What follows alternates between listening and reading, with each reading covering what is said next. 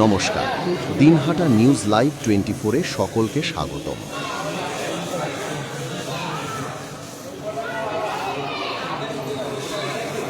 Dinhata rail স্টেশনে RPF ও জিআরপিএফের যৌথ তল্লাশি অভিযানে শিয়ালদা বামনহাট উত্তরবঙ্গ এক্সপ্রেস থেকে উদ্ধার করা হল প্রায় ৯,০০০ বোতল অবৈধ কফ সিরাপ। গোপন সূত্রে খবর পেয়ে অভিযান চালায় রেলওয়ে নিরাপত্তা বাহিনী।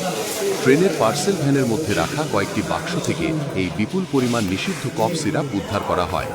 পাচারকারীরা এই সিরাপ বাংলাদেশে পাচারের পরিকল্পনা করছিল বলে অনুমান, তবে এই ঘটনায় কাউকে গ্রেফতার করা যায়নি।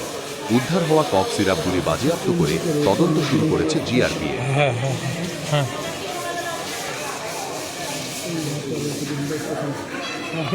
খুব শিয়ানা খুব শিয়ানা ওখানে লাইট মানানো ওখানে লাইট মানানো নিজে রেখে দিই।